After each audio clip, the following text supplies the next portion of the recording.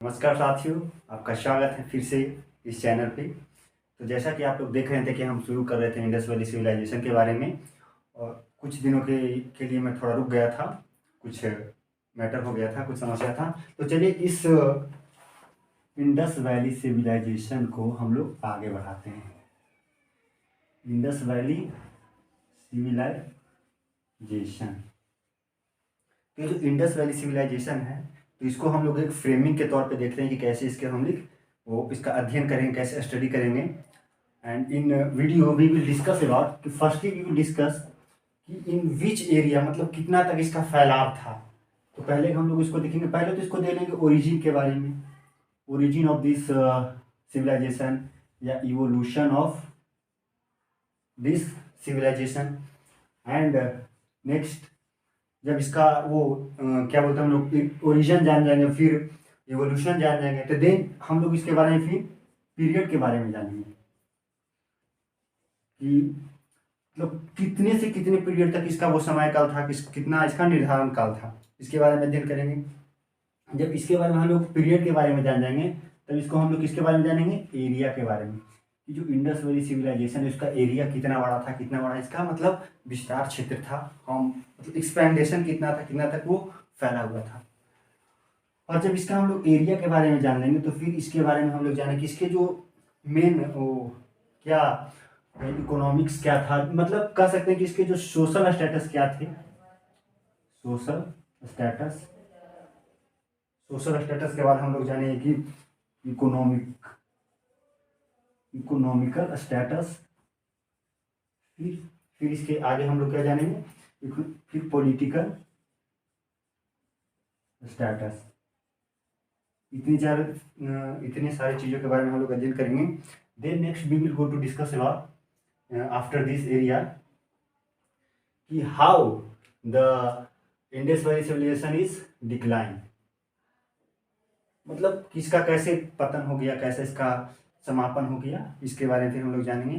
फिर from Indus valley civilisation what thing, which thing we have to learn from this civilisation, कि this is the firstly we have know that कि this is the township civilisation.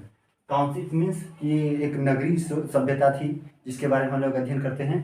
तो इसके decline के बारे में क्या, किससे हम लोग क्या फिर लर्न कर सकते हैं, क्या सीख सकते हैं इससे, इंडस वैली सिविलाइजेशन से, कि आज के जो प्रेजेंट टाइम में हमारे जो सिटीज़ हैं, टाउन हैं, उसके हम लोग कैसे मेंटेन कर सकते हैं फॉर सैनिटाइजेशन। फिर many things we will discuss about this lecture. तो firstly we are going to discuss about the origin, and in this lecture we are going to discuss about the nomenclature of Indus Valley civilization, IVC कर सकते हैं। Indus valley civilization nomenclature means कि कैसे हम लोग इसका नामकरण किए, कैसे इसके हम लोग बारे में शुरू किए। तो चलिए in this video we have going to discussion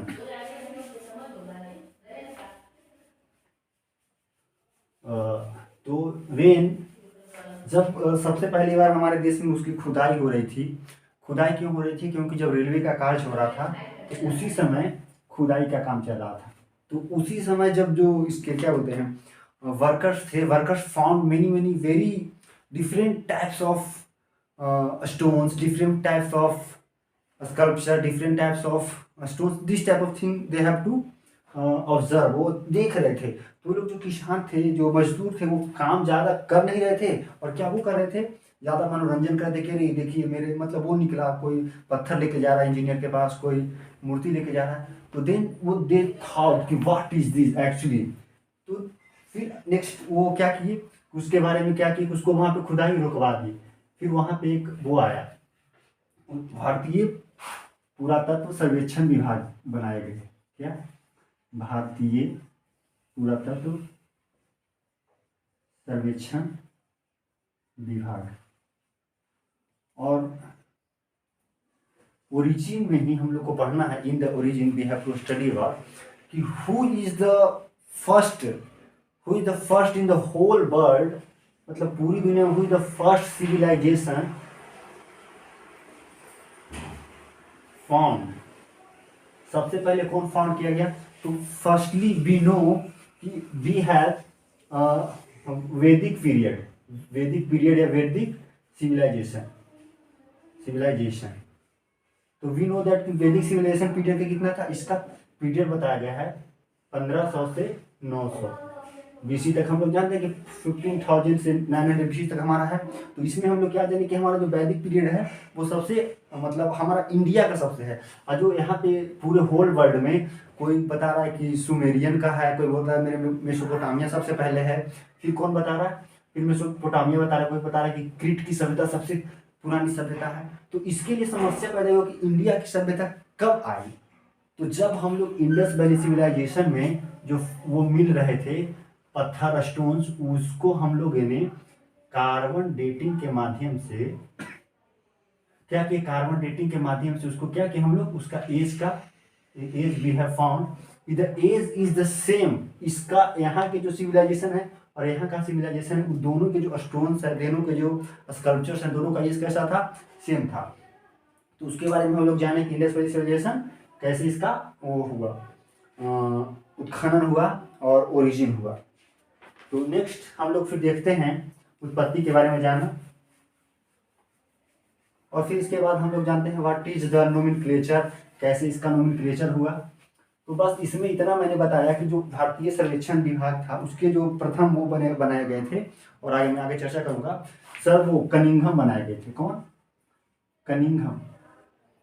Cunningham इसके हेड बनाए गए थे। और इसको जो आपने जो नाम सुना है सर दयाराम साहनी और अखाल दास बनर्जी, वो उनको बताए थे कि आप जाकर वहाँ पे खुदाई करिए, वहाँ पे सर्वेक्षण करिए। तो मैं इसमें बस इतना बता, जब हम लोग स्थल के बारे में पढ़ेंगे Indus Harappa civilization and Harappa palace and फिर लोथल के बारे में जानेंगे और मोहनजोदड़ो के बारे में, तो then we will discuss about this things. तो फिर what is the nomenclature, how we know that कि अब जैसे पहले हम लोग इसका नाम दे दिए कि इंडस वैली सिविलाइजेशन। हमको इसका नाम क्यों दे दिया, क्योंकि हम लोगों ने ये कहा कि इंडस वैली सिविलाइजेशन है जो सिंधु नदी के किनारे पे स्थित है। लेकिन जब ये जो प्लेस हैं वो कहाँ पे फाउंड किए गए, कोई फाउंड किए जा रहे हैं रावी नदी के किनारे, कोई फाउंड किए जाते हैं घग्गर नदी के किनारे, कोई ब्यास नदी के किनारे, कोई दास नदी के किनारे। तो फिर हम लोग सोचे वी विल थिंक दैट कि the name of Indus civilization will be wrong, it is not correct name for this civilization. Then every scientist, every archaeologist जो है दे मतलब कॉन्ट्राडिक्शन अबाउट दिस नेम। तो then the first place in Indus valley civilization that was Harappa. Harappa is found in Indus Valley civilization. सबसे पहला जो वो स्थल था वो हड़प्पा था। तो उसमें हम लोग ने जाना, फिर इसके बारे में हम लोग अध्ययन किए कि एक सबकी सर्वमान्य मत ये होगा कि जो हड़प्पा सिविलाइजेशन है वो क्या करेंगे, हम लोग इसको सबसे पहला मानेंगे और उसी के नाम पे हम लोग इसका नाम क्या करेंगे, हड़प्पा सिविलाइजेशन भी इसका नाम रख दिया जाएगा। फिर हड़प्पा सिविलाइजेशन एक first, Indus valley civilization first हो गया, फिर सेकंड हड़प्पा सिविलाइजेशन, फिर कहीं कहीं आपने इसका नाम सुना होगा वो क्या बोलते हैं, ब्रॉन्ज एज। और इसमें क्या है एक जगह क्या कहा गया कि कुछ ब्रॉन्ज हैं जो बहुत ही ब्रॉन्ज पाए गए, यहाँ पे ब्रॉन्ज भी पाए गए थे और कॉपर भी पाए गए थे, कॉपर प्लस ब्रॉन्ज। तो क्या हम लोग इसको कॉपर इस कह सकते हैं। तो ऐसा कहा गया कि सेड दैट अबाउट दिस कि इन द कॉपर और ब्रॉन्ज के तुलना में मतलब most of things found in more, मतलब कॉपर से ज़्यादा क्या पाया गया, ब्रॉन्ज। तो इसको हम लोग ब्रॉन्ज, क्योंकि मोहनजोदाड़ो में हम लोग को एक क्या मूर्ति मिली है, कांस की मूर्ति मिली है, मतलब जो ब्रॉन्ज की मूर्ति है कांस की, that's why we can say that कि this is the name of bronze age. तो ब्रॉन्ज एज या ब्रॉन्ज सिविलाइजेशन कह सकते हैं हम लोग। तो ये 3 नेम्स, तो इसके बारे में नोमेनक्लेचर के बारे में हम लोगों ने इसमें अध्ययन किया इंडस वैली सिविलाइजेशन के। और एक जो हम लोग पीरियड के बारे में पढ़ेंगे कि इसका जो पीरियड है, तो इसमें सबसे पहले मैं आपको बता दूं जो पीरियड में विद्वान हैं, जो साइंटिस्ट हैं, जो आर्कोलॉजिस्ट हैं, उनमें बहुत सारे कॉन्ट्राडिक्शन हैं। और इसमें कॉन्ट्राडिक्शन में सबसे जो सर्वमान्य मत है, इसके लिए मैं आपको 2-3 वो हैं वैज्ञानिक हैं जो आर्कियोलॉजिस्ट हैं, उन्होंने क्या क्या मत दिए हैं उसके बारे में आपको बताऊंगा। जैसे फर्स्ट वन है जो है कौन है, मार्शल। फर्स्ट मंथ मार्शल साहब ने बताया है 3250 बीसी से कब तक 2750 बीसी तक इसका क्या मतलब डेट निर्धारण किया है, डेट डिक्लेयर किया है कि इतना मार्शल साहब ने इसका इतना डेट बताया कब से 3250 बीसी से 2750 बीसी तक इसका डेट निर्धारण किया। फिर है कौन, अर्नेस्ट मैके। अर्नेस्ट मैके ने कब तक बताया 2800 बीसी से लेकर 2500 बीसी तक। अब आप देख रहे होंगे कोई बता रहा है, मार्शल साहब बता रहे हैं 3250 से लेकर 2750, कोई बता रहे हैं 2800 से लेकर 2500, तो हम किसका माने। अब देखिए समस्या क्या है कि कोई मार्शल साहब को कोई ऐसा कोई स्टोन मिला, किसी को कोई ऐसी चीज मिली जिसका वो डेट निर्धारण किए, तो उनको यहाँ से यहाँ तक निकला कि अरे इसका डेट इतना है, किसी को 2800 से 2500 तक उसका डेट निर्धारण है, क्योंकि उस समय कोई इतनी हमारी वो इंडियन वो नहीं था कि डेवलप नहीं था कि कुछ एकदम साइंटिफिक रूप से उसको हम एग्जैक्ट डेट नाप सके। बस कार्बन डेटिंग के माध्यम से सब अपने अपने तरीके से उसको वो करेंट एज फाइंड कर रहे हैं, और उसका आफ्टर दिस दे डिसाइड कि this will be the age of Indus valley civilization. फिर जो नेक्स्ट कौन है, नेक्स्ट है फिर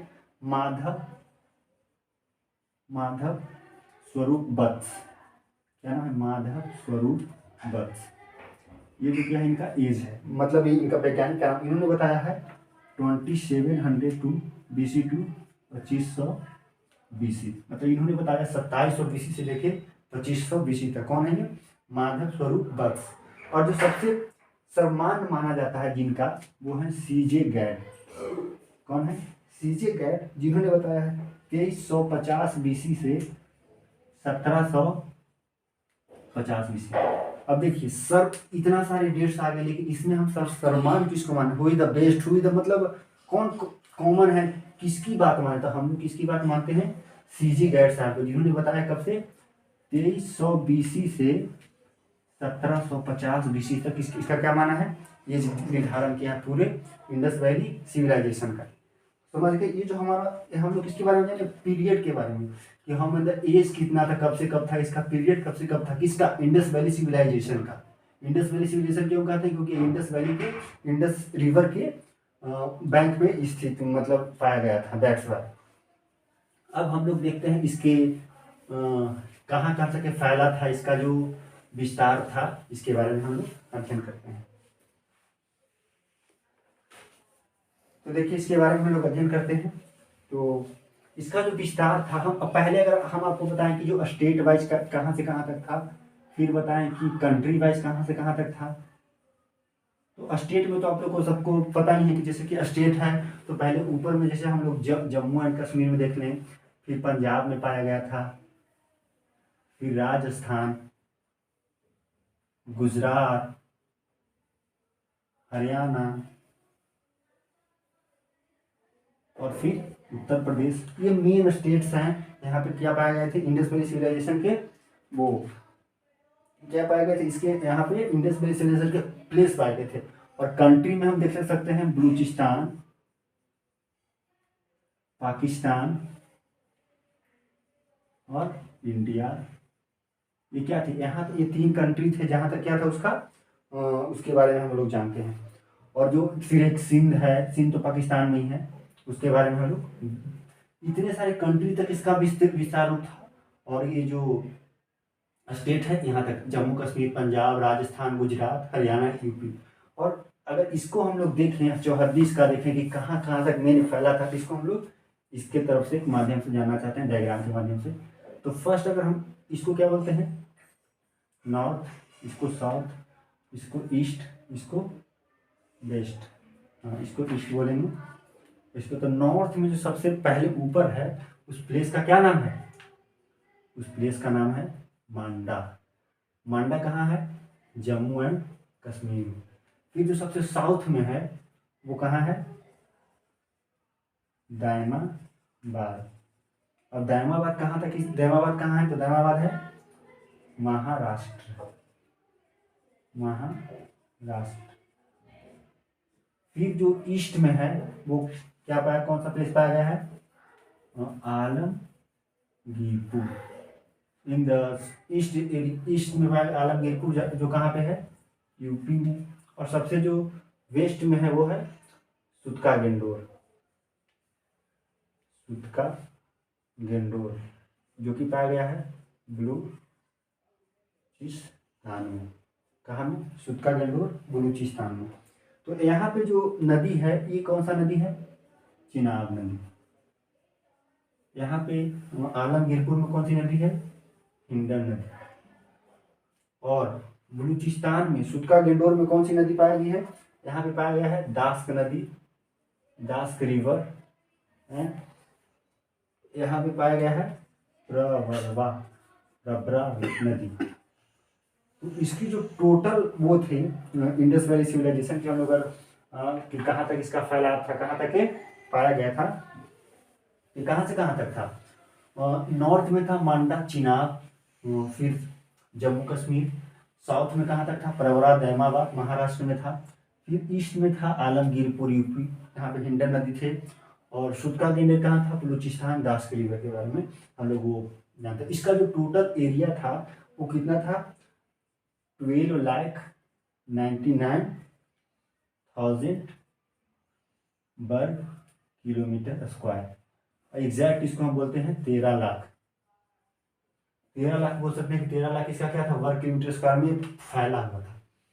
कौन? ये जो इंडस वैली सिविलाइजेशन है पूरा। तो इसको हम लोग एग्जाम में कहीं आ सकते हैं कि जो इंडस वैली सिविलाइजेशन का सबसे जो उत्तरी बिंदु है, सबसे उत्तरी पॉइंट वो कौन है? नॉर्थ में है, मांडा में, चिनाब में। तो ये तो थोड़ा कचौहती होगा, इसके बारे में हम लोग अध्ययन किए।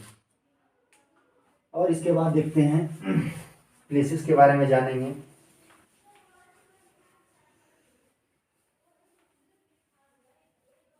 इसके बाद हम किसके बारे में जानेंगे?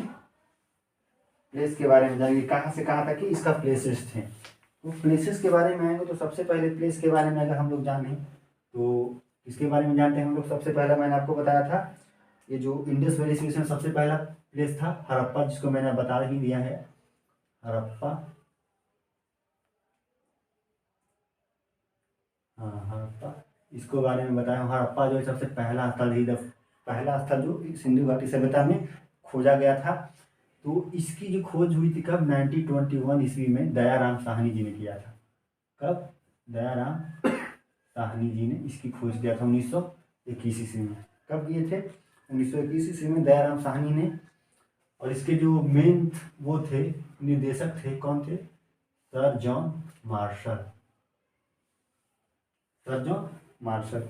और जो सिंधु घाटी सभ्यता है वो मतलब जो हड़प्पा है वो कहाँ है? हड़प्पा के बारे में अगर हम लोग जाने तो हड़प्पा जो है ये कहाँ है? पाकिस्तान में है। पाकिस्तान के पश्चिमी पंजाब कह सकते हैं, पाकिस्तान के पश्चिमी पंजाब में है। फिर यहाँ पे एक हमारे यहाँ पे लिखते हैं मांटगोमरी जिला है। और रावी नदी के तट पे कौन पाया गया है? हड़प्पा पाया गया। समझ गए? तो हड़प्पा जो है कब हुई इसके स्थापना? 1921 ईस्वी में। कहाँ से? पश्चिमी पंजाब के, पाकिस्तान के पश्चिमी पंजाब में इसकी खुदाई की गई है। और इसको खुदाई की 1921 ईस्वी में दयाराम साहनी जी ने सर जॉन मार्शल के निर्देशन में इसके अध्ययन की। तो we will found the Harappa civilisation, Harappa. And second topic, second place. और in the Harappa how many things we have found? Harappa, तो हड़प्पा से कई सारी चीज़ें मिले हैं। इसमें एक हड़प्पा से जो मिला है, इसमें मिला है एक R37 नाम का, क्या मिला है? R37 नाम का वो मिला है, क्या बोलते हैं उसको? स्मारक, या वो जो बोलते हैं ना, जो समाधि स्थल कह सकते हैं। R79 का समाधि स्थल मिला है। और यहीं से खुदाई करने के बाद जो वो मिले थे कि जो यहाँ की जो सड़कें हैं जो एक दूसरे को क्या करते थे? वो समकोण पे काटते थे, यहीं से मिले हैं। और यहाँ से जो हड़प्पा से क्या मिले हैं?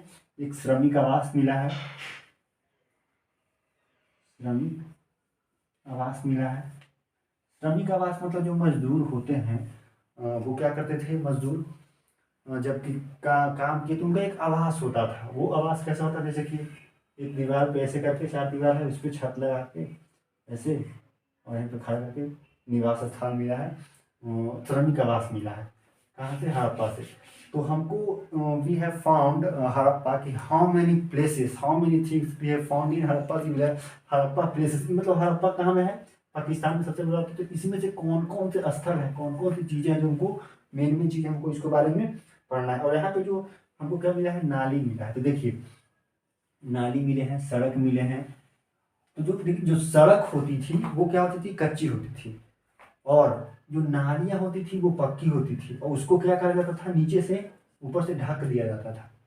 और इसको सफाई करने के लिए बीच बीच में कहीं पे ऐसे वो होल बनाए ढके जाते हैं ना, तो उसको लिए ऐसे बनाया गया था। और उसको निकाल निकाल के उसको ढक दिया जाता था, मतलब साफ कर दिया जाता था। तो देखिए कि उस समय जो कितने मतलब स्वच्छता पे कितने आगे थे यहाँ के लोग।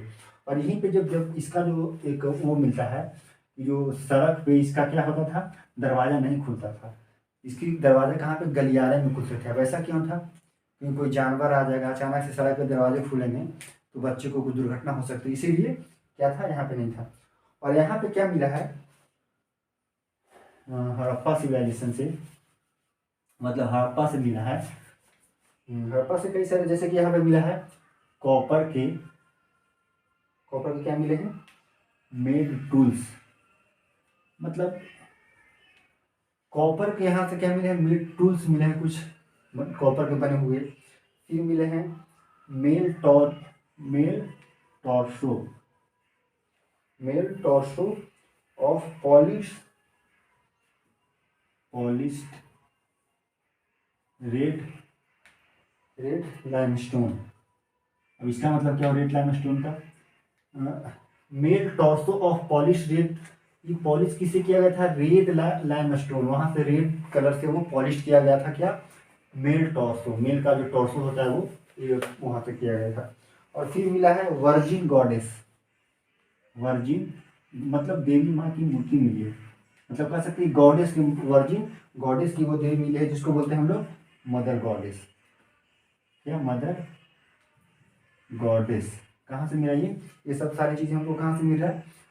हड़प्पा से। तो वहाँ से क्या मिला है? कॉपर मेल टूल्स मिले, फिर male torso of polish red limestone, virgin goddess जिसको मदर गॉडेस हम लोग बोलते हैं, ये कहाँ से मिले हैं? हड़प्पा से मिले हैं। और इसके बाद हम लोग देखते हैं नेक्स्ट प्लेस में वही हमारा जो नेक्स्ट प्लेस हमारा है मोहनजोदड़ो। देखिए मोहनजोदड़ो जो है, कहा जाता है कि जो एक कहाँ से? हड़प्पा से लगभग 640 मील दूर, अवे फ्रॉम 640 मील दूर। कहाँ? सिंध में। कहाँ? सिंध में। इसकी खोज कौन की? कब हुआ? 1922 ईस्वी में। कौन कर रहे हैं? सर मतलब रखाल दास, कह सकते हैं हम लोग, रखाल दास बनर्जी ने क्या किया? इसकी खोज की है। कब? 1922 ईस्वी में। कहाँ पे? सिंध में। और ये किस नदी के किनारे है? और यहाँ से कौन कौन से प्लेसेस मिले हैं? और पहले इसका अर्थ क्या होता है मोहनजोदाड़ो का? तो मोहनजोदाड़ो का जो अर्थ होता है वो होता है मृतकों का किला। क्या था? मतलब dead of mound of dead, मृतकों का किला, इसका अर्थ होता है इसका मोहनजोदाड़ो का। और यहाँ से जो 3 प्लेसेस मिले बहुत ही अच्छे प्लेसेस, जैसे कि इसमें प्रथम जो मिला है, एक मिला है बृहद स्नानागार, पुरोहित आवास,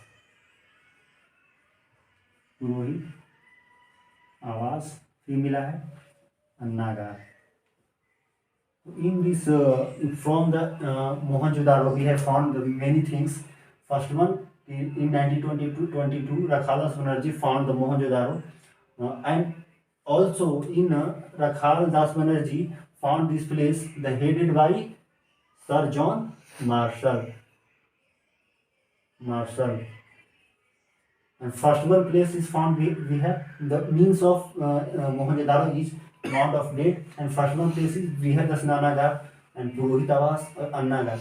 तो हम लोग देखिए, अब देखते हैं कि बृहद स्नानागार में कौन स्नान करने जाते होंगे? जो बड़े होंगे, जो मर्चेंट होंगे, जो ट्रेडर्स होंगे, वही लोग स्नान करने जाते होंगे। तो वहाँ पे क्या कास्ट सिस्टम था, इसका कोई संकेत नहीं मिलता है। लेकिन आप सोच सकते हैं यहाँ पे जो बृहद स्नान में जाएगा स्नान करने, कोई लोकल व्यक्ति जा सकता है, कोई किसान जा सकता है, कोई फॉर्मर जा सकते हैं, ऐसा नहीं हो सकता। उसमें भी कुछ ऐसा मतलब अनुमान लगाया जा सकता है, क्योंकि जितनी भी चीज़ों के बारे में हम लोग जानेंगे तो उसके क्या एक अनुमान लगाएंगे। कोई भी ऐसा फील भी मिल रहा, तो अगर आज की प्रेजेंट टाइम में हम लोग उसको देखें कि आज इसका क्या यूज है, तो इसका लिखना यूज है, तो देन हम लोग फिर समझे क्या लगता है कि इसका कुछ लिखना यूज हो सकता है, समझे। तो बृहद स्नानागार में लोग स्नान करने के लिए, पुरोहित आवास में क्या होता था कि पुरोहित मतलब जो पंडित वगैरह होते हैं, जो ब्राह्मण होते हैं, वो क्या करते थे, उनका आवास होता था वहीं पे। वो लोग स्नान करने के बाद पुरोहित आवास जाते थे, वहाँ पे लोगों को कथा कहानी सुनाते थे, कुछ के मुद्दे समझाते थे, ऐसा कुछ बना हुआ मिला है आवास में। और अन्नागार में क्या होता था कि वहाँ पे एक अन्न रखा, एक नहीं मतलब अन्न रखा जाता। जब हमारे वहाँ पे राज्य में कुछ संकट ऐसा आता होगा, तो अन्न से लोगों को, वहाँ अन्नागार से अन्न निकाल करके लोगों को दिया जाता हो। कहाँ से ये अन्नागार मिला है। तो चलिए इसके बाद हम लोग जानते हैं और इसके आगे के बारे में। और इससे एक जो मेन वो मिला, मैं आपको जो वैसे बता रहा था कि यहाँ पे क्या मिली, एक कांस की मूर्ति मिली है, जो कि कैसी थी। इसकी कांस की मूर्ति की हमें उसकी जाति पूछी जाती है कि कांस की जो मूर्ति है वो उसकी जाति क्या थी, कैसे बनाया गया था। तो कांस की मूर्ति जो था वो प्रोटो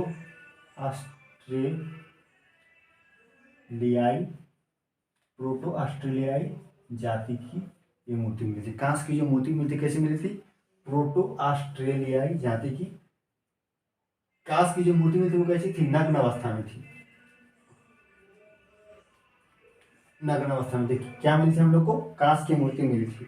और जो कैसे थी, प्रोटो ऑस्ट्रेलियाई जाति की, जो कि 12 सेंटीमीटर यानी कि 12 सेंटीमीटर की किस क्या मिली है, कांस की मूर्ति मिली है। और जैसे कि यहाँ पे देख सकते हैं कि जो कांस की मूर्ति मिली है, तो हाँ, तो अब हम लोग एक बात और आती है कि जो वहाँ के जो महिलाएं थी, अब ये मूर्ति तो मिल गई, तो इस मूर्ति में क्या है कि एक जो महिलाएं थी कि अपने एक हाथ से यहाँ तक पूरा चूड़ी पहना था, वो कंठार पहने थे, कई सारे करधनी पहने थे, मतलब lot of jewellery they have wear, मतलब कई सारे वो पहने थे। तो अब देख हम लोग अनुमान लगाएंगे कि क्या कॉस्मेटिक में क्या क्या मिला है वहाँ के लोगों के बारे में। कॉस्मेटिक के बारे में क्या क्या हम लोगों ने वहाँ से फाइंड किया है, क्या क्या फाउंड किया है, तो आगे चर्चा करेंगे। लेकिन इसमें बस इतना हम लोग को ध्यान देना है कि जो मूर्ति है उनमें मतलब डांस करते हुए तो मूर्ति मिला है, नाचती हुई अवस्था में मूर्ति है, एक पैर आगे है, एक पैर पीछे है जब डांस करती है, और एक जो हाथ है वो एक सर पे है, ठीक, और एक हाथ में चूड़ी है, करधनी है, यहाँ पे भुजबंद है, कई सारी चीजें हम लोग को वहाँ से मिली है। और जो यह मूर्ति है वो इसका ये तो ऑस्ट्रेलियाई, और जो बनाया गया था ये कौन सी पद्धति में बनाई गई थी, ये बनाई गई थी चिकोटी पद्धति में। इसका जो पद्धति है वो कैसा पद्धति था, चिकोटी पद्धति इसका नाम था। तो हम लोग किसके बारे में जाने, सिंधु के मतलब मोहनजोदाड़ो के बारे में। और बहुत सारे क्या बोलते हैं, फिर अन्नागार के अलावा एक यहाँ पे मिला था सभा भवन। अब सभा भवन में क्या होता था, सभा भवन में वही होती थी कि जैसे कि लोग सभा करते थे एक दूसरों का, जैसे कोई समस्या हो गया, कोई कॉन्ट्राडिक्शन हो गया, कोई मैटर हो गया, तो लोग सभा करके उस भवन के सामने लोग क्या करते, उसका निपटारा कर देते, न्याय देते थे, भाई तुम दोनों में क्या प्रॉब्लम है, उसका क्या करते, समस्या का निपटारा करते, सभा करते थे। ये सभा भवन पाए गए। तो इसमें से आपसे पूछा जाएगा, प्रश्न में आ सकते हैं कि जो इंडस वैली सिविलाइजेशन है, वहाँ पे जो मोहनजोदड़ो है, वहाँ से कौन कौन से प्लेसेस मिले हैं, उनमें मोहनजोदड़ो से क्या क्या मिला है।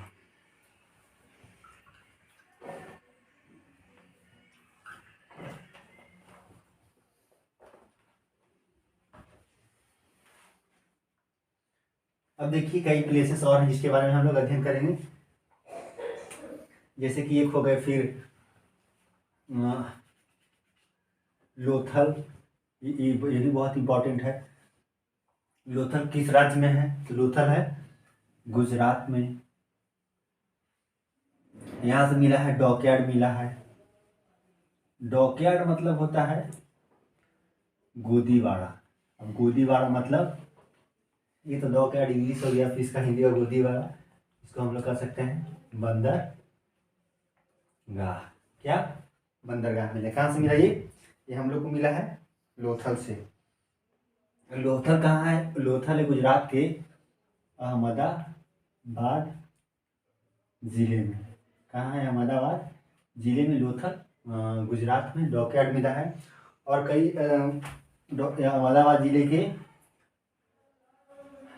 सरगवल विलेज में हम लोग को, अब देखिए ये प्लेस है अहमदाबाद में, कहाँ? अहमदाबाद के ज़िले में सरगवल गांव में गुजरात में लोथल पाया गया। वहाँ से हम लोग को क्या मिला है?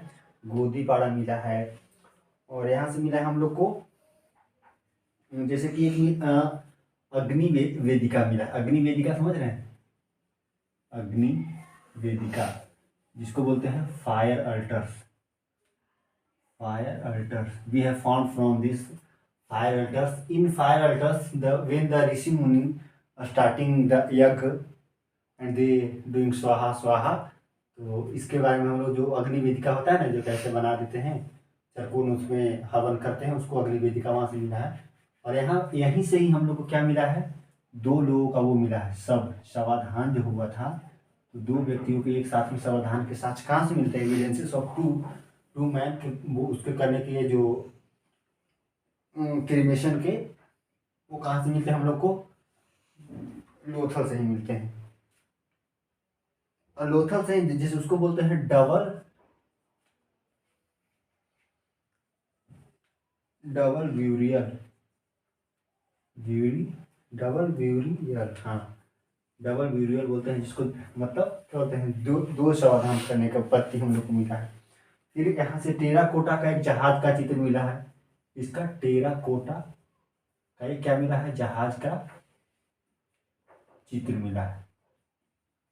कहाँ से? लोथल से। तो लोथल से क्या क्या मिला हम लोग को? एक डॉकयार्ड मिला है, अग्नि वेदिका मिली है, शवाधान करने के प्लेसेस मिले हैं, मतलब शवाधान नहीं कह सकते हैं, डबल ड्यूरेबल, मतलब दो लाश को, मतलब दो शव को यहाँ पे दफनाने का वो मिला है। फिर टेराकोटा के एक जहाज मिला है। फिर यहाँ से कई सारे मुहर मिले हैं। ये सब सारी चीज़ें हम लोग को कहाँ से मिला है? लोथल से मिले हैं। अब लोथल के बाद हम लोग देखते हैं, we have seen about the Lothal हो गया। फिर हम लोग देखते हैं सुरकोटडा के बारे में। We have discuss about Surkotada, very Surkotada, and this is really important कि from the Surkotada we have found kalash cremation यानी कलश शवाधान सिस्टम के बारे में हम लोग from know about the Surkotada, and he is found in Gujarat इन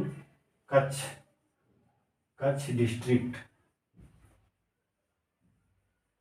ये है फाउंड इन, एंड यहीं से हम लोग को मिला है the remains of horses. The question is raising that in the Harappan civilization they know about the horses because the remains of horses is found in Surkotada। तो इसके बारे में डिस्कशन करेंगे हम लोग कि why the horses of this remains of horses found in Surkotada। इसके बाद सुरकोटा के बाद क्या है? सुरकोटा के बाद है Dholavira. Dholavira is really important क्योंकि अभी रिसेंटली दे आर, ये कहाँ पे शामिल किया गया? इसको यूनेस्को में शामिल किया गया है। ये पहले से ऐसा बन गया है, मतलब ऐसा स्थल बनेगा जिसको हम लोग यूनेस्को में शामिल कर लें धौलावीरा को। धौलावीरा का शाब्दिक अर्थ क्या होता है? इसका अर्थ होता है श्वेत कुआं। क्या? धौलावीरा का जो मीन्स होता है उसका अर्थ होता है श्वेत कुआं। धौलावीरा एक ऐसा प्लेस था कि यहाँ पे जो ड्रेनेज सिस्टम है, the drainage system is really good. बहुत ही अच्छा ड्रेनेज सिस्टम था पूरे इंडस वैली सिविलाइजेशन का। जो धौलावीरा उसका ड्रेनेज सिस्टम तो बहुत ही तगड़ा था, बहुत ही मतलब ऐसा था कि मतलब कभी भी बाढ़ से वो नहीं हो सकता था। और ये कहाँ पे पाया गया है धौलावीरा? ये भी गुजरात के कच्छ जिले में पाए गए हैं। गुजरात के कहाँ? गुजरात के कच्छ जिले में पाए गए हैं। भचाऊ तालिका है, भचाऊ भचाऊ तालुका है वहाँ पे पाया गया। यहीं से हम लोग को दो नदी मिला है, मनहर और मनसर। मनसर एंड मनहर नदी फ्रॉम द धौलावीरा भी है नोन अबाउट। एंड यहीं से हम लोग को क्या मिले हैं, सबों को दक्षिण और पूर्व में दफनाए जाने के वो सिस्टम मिले कि जो धौलावीरा है वहाँ से सब कैसे दफनाते थे, दक्षिण और पूर्व में हम लोग दफनाते थे। फिर इसके बाद हम लोग किसके बारे में जानेंगे, इसके बाद जानेंगे हम लोग अबाउट बनावली। बनावली और एक हरियाणा से बनावली, और एक देखिए ये अब पहले जानते हैं बनावली के बारे में। बनावली कहाँ पाई गई है, पाया गया है बनावली हरियाणा में।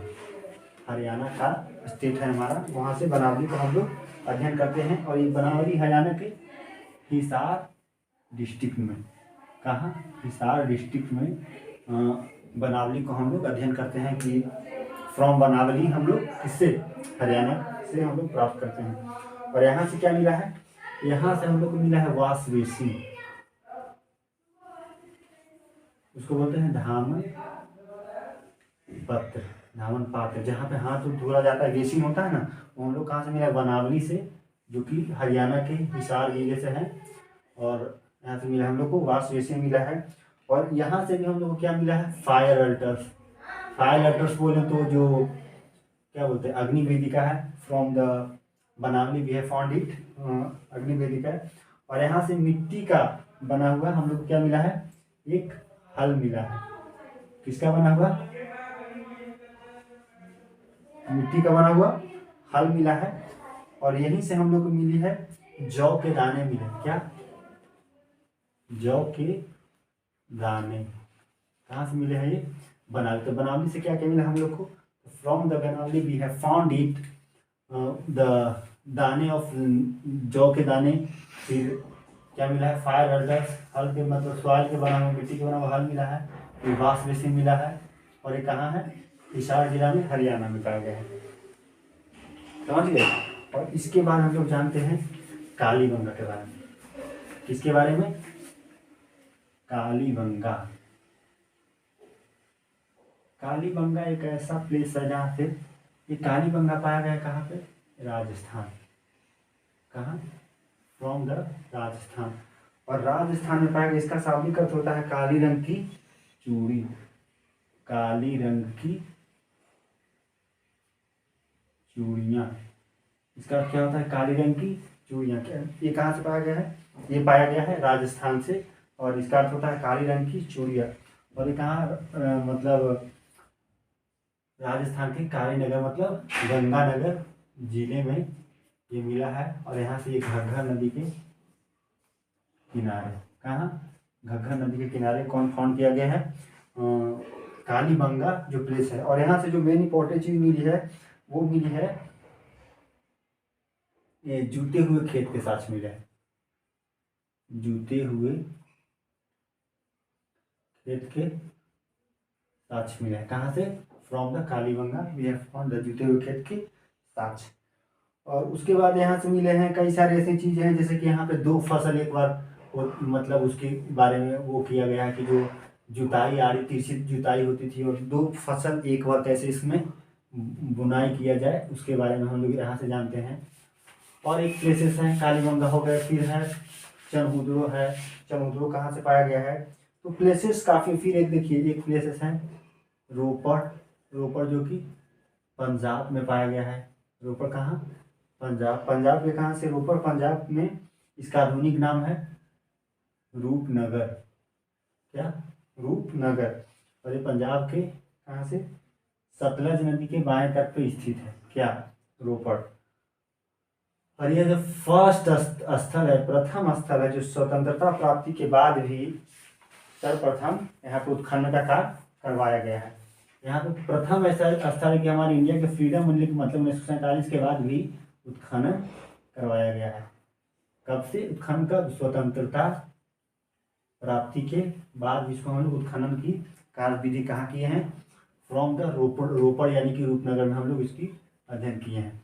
और देखिए यहाँ से हम लोग क्या मिले, कब्रिस्तान मिला है। और उस कब्रिस्तान में मालिक के साथ, कब्रिस्तान में क्या मिला है, मनुष्य के साथ पालतू कुत्ता। मनुष्य के साथ पालतू कुत्ता। ये तो प्लेसेस की बात हुई कि हम लोग कितने सारे प्लेसेस के बारे में जाने। अब देखिए प्लेसेस के अलावा भी कई सारे इसके हम लोग को जानना है। सोशल मतलब सामाजिक जीवन कैसा था इंडस वैली सिविलाइजेशन का। किसका? इंडस वैली सिविलाइजेशन का। और अब हम लोग एक बात कर लेते हैं इसके स्क्रिप्ट के बारे में। In the Indus valley civilisation we have found script. तो हाँ, yes we have found script but we are not able to read about this की what is the written about in this script. तो this script is known as boustrophedon script या boustrophedon. इसको हम लोग बोलते हैं कील नुमा या तो बोलते हैं पिक्टोग्राफी। पिक्टोग्राफी मीन्स कि दिस टाइप ऑफ मतलब this type of have written. So what is this? We have no idea about. But the script is available, but we have not able to read about this script. You understand or not? और इसके बाद हम लोग देखते हैं कि इसका जो सोशल स्टेटस था उसके बारे में हम लोग जानते हैं। सामाजिक जीवन कैसा था, सोशल स्टेटस कैसे थे, कि what is they teach, what is they eat, what is they do in his social from to live. तो हम लोग क्या करेंगे? Social life. In the social life what is the main important things, what is the pillars in of social life, how they live in his social. तो firstly we have known about their clothes, what they wear clothes and कैसे wear jewellery, from his jewellery clothes and jewellery. And फिर the men's and women's jewellery, men's and women they are veg या non veg, veg या non veg, non veg और veg. What they eat and what he play, what is the playing motive की मतलब इनके क्या खेलने के साधन थे। What they sing and dance, many things we have found from Indus valley civilisation. कि what is their work in his social life, what is the main occupation. So work and occupation we have discussed about the other things. His economical status. Firstly we have know about the clothes of and jewelry. The clothes of men and women have found they have the suti and uni vastra. We have said that suti and uni clothes both they are wear from to save the winters and summer season and rainy season. They wear suti vastra and uni vastra. And there are 4 groups found. 4 groups found. First one is Vidwan Varg. Second one is Yodha Varg. Third one is Vyapari Varg. And fourth one is Shramik Varg. Shramik Varg. देखिए तो in from the विद्वान वर्ग, इन विद्वान वर्ग कम पुरोहित, who is पुरोहित, पुजारी, वैद्य, this type of peoples coming from the Vidwan Varg. And from the Yodha Varg or in the Purohit very respectable from in his social on his society, because they have a lot of knowledge about the world, about the country, and they tell to people how to live, how to manage, how to we have to know about the things, how to manage everything in life, मतलब how to way to life in the systematic base. They on Pujari, the main one is how to worship, the rules of worship you have to know, when you have to जल देना, sir उनको when पूजा करना, ये सब चीज़ों को हम कहते हैं पूजा। और वैद्य का तो बहुत इंपॉर्टेंट है कि वो लोग जब कोई वो होते थे, इल होते थे, बीमार होते थे, तो उनको क्या करते थे, इलाज करवाते थे, जड़ी बूटियों से उनको वो करते थे। और जो हमारे फिर क्या होगी, फिर योद्धा वर्ग में कौन क्या होता था कि योद्धा वर्ग तो आपको पता है कि योद्धा है किसके लिए है, वो युद्ध करने के लिए, वॉर करने के लिए। और जो व्यापारी है, व्यापारी क्या करता था, व्यापारी का काम होता था क्या, पत्थर का काम करना, पत्थर का काम काटने वाला, खुदाई करने वाला, जुलाहे जो क्या करते हैं, कपड़ा बुनने का काम करते हैं, ये सब कौन आते थे, वो। और जो श्रमिक होते थे वो कौन होते थे, श्रमिक माने चर्मकार, कृषक, मछुआरे। तो देखिए, from the Indus valley civilization we have know about the four groups. First one is विद्वान वर्ग, सेकेंड वन इज योद्धा वर्ग, थर्ड वन इज व्यापारी वर्ग, फोर्थ वन इज श्रमिक वर्ग।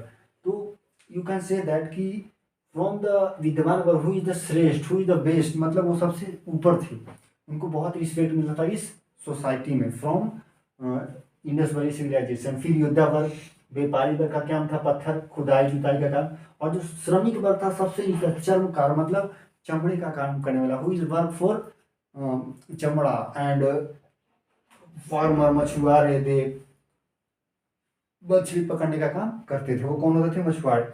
अब देखिए यहाँ पे क्या होता था कि जो इनको जो मकान होते थे वो बहुत ही नजदीक नजदीक होते थे। कहा कि अब देखिए इसमें जो मैंने बताया आपको, इसको जो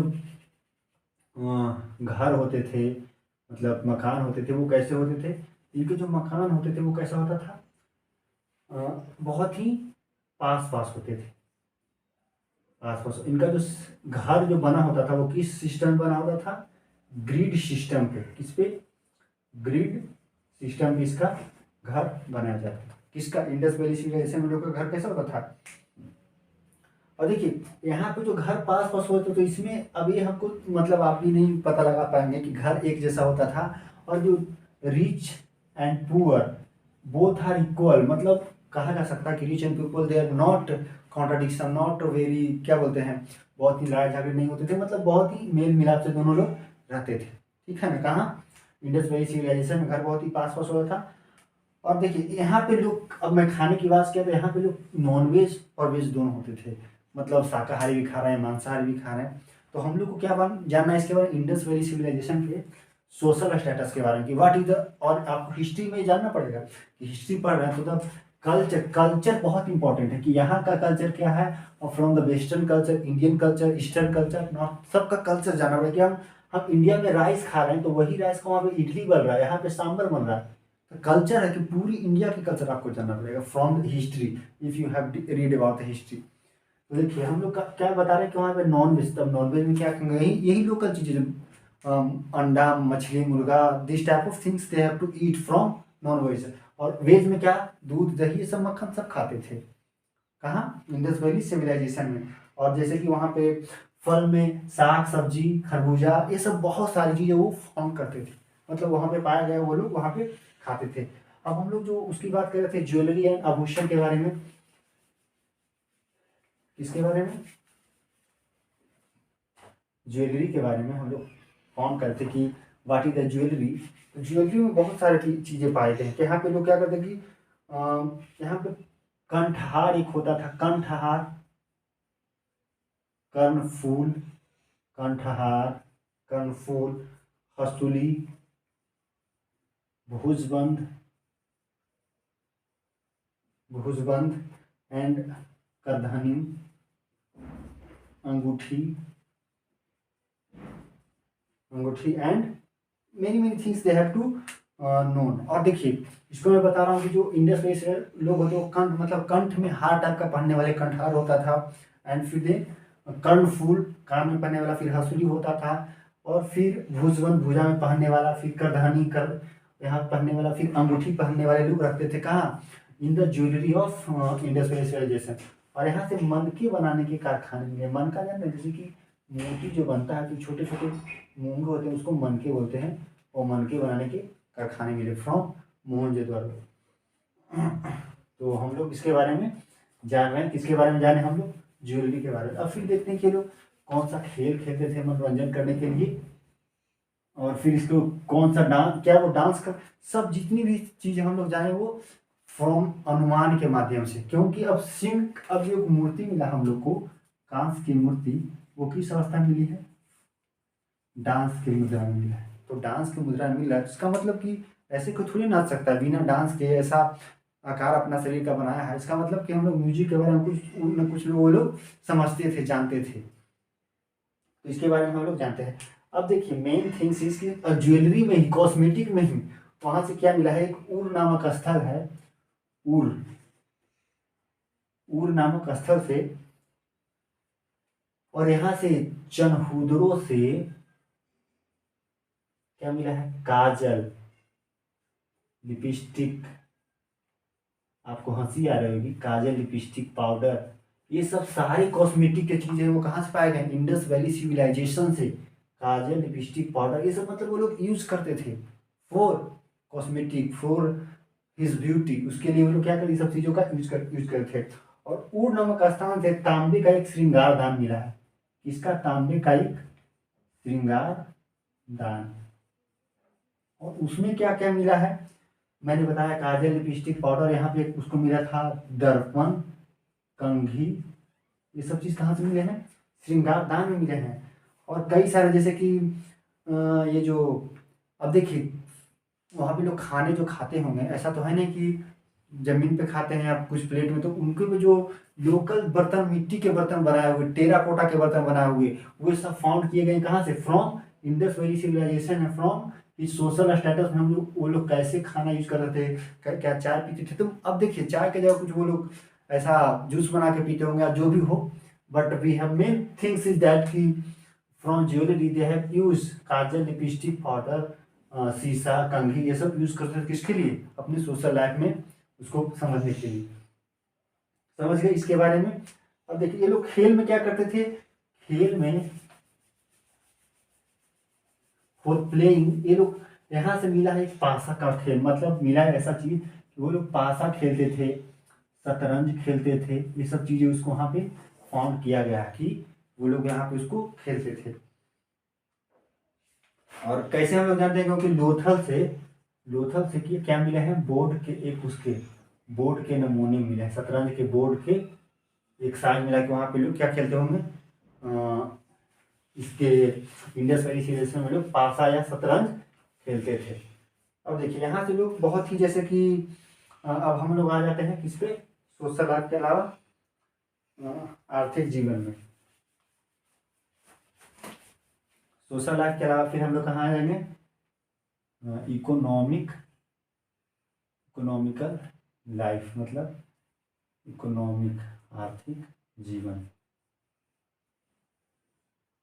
इकोनॉमिक लाइफ में हम लोग जाने कि what is the main sources, क्या थे उनके sources to earn money, what is the main occupation, occupation क्या था इनका, है ना, मेन ऑक्यूपेशन क्या था, सोर्सेस क्या थे, कई सारी चीज़ें हैं। और इनका जो क्या लोग पशुपालन करते थे, ऑक्यूपेशन में आ जाएगा यहाँ पे, ऑक्यूपेशन में farming and husbandry,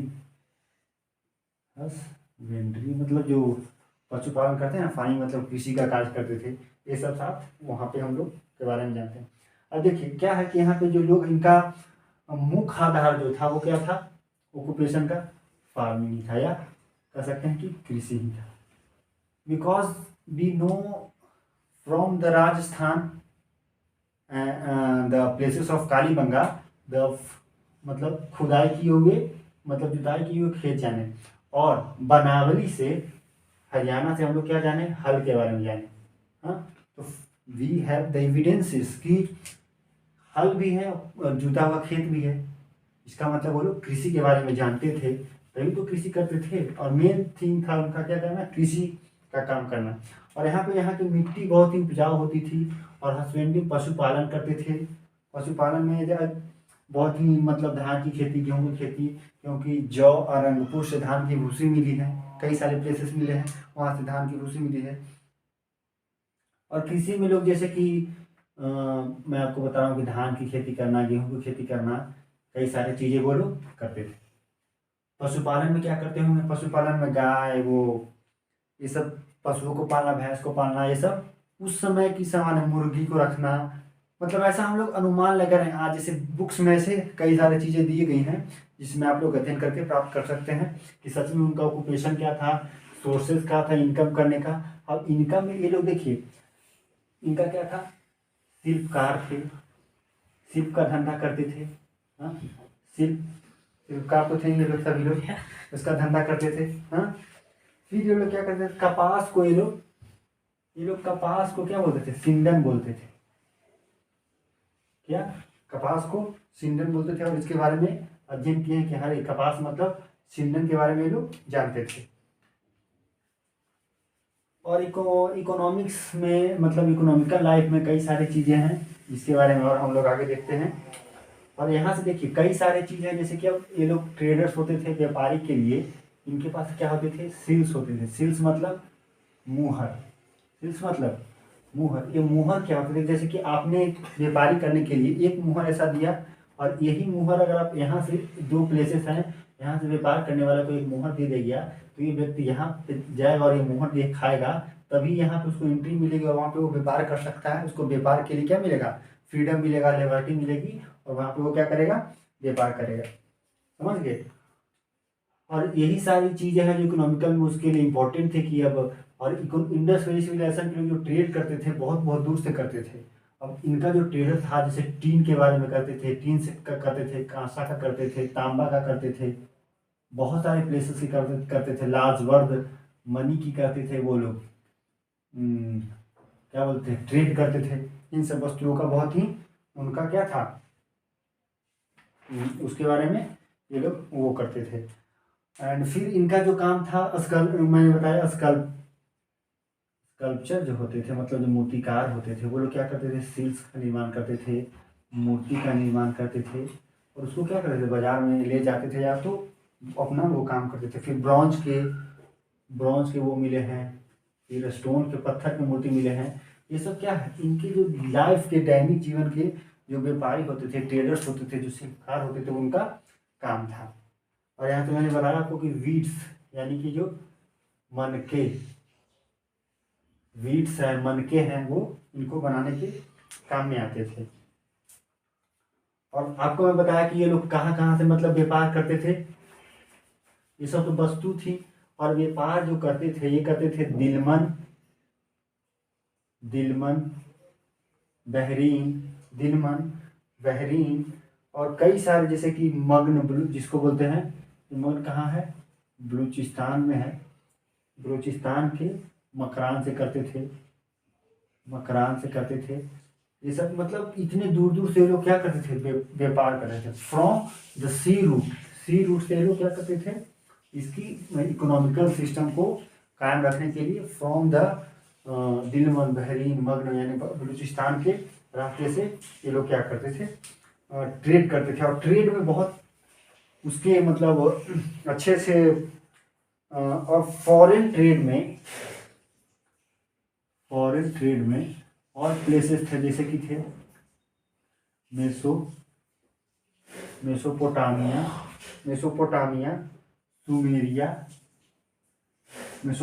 Sumeria, Bahrain, इसके बारे में बताया बहरीन। फिर क्या था? अफगानिस्तान।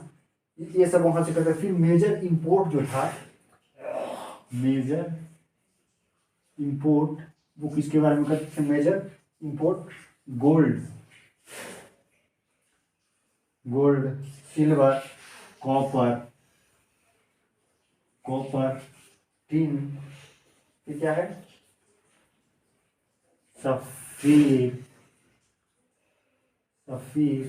फिर है स्टेटाइट,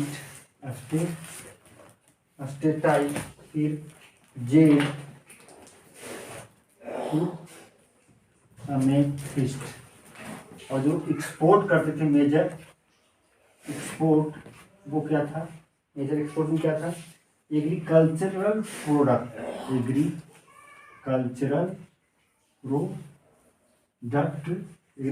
प्रोडक्ट, फिर cotton goods, cotton, cotton goods, terracotta, terracotta figurine, फिर पॉटरी,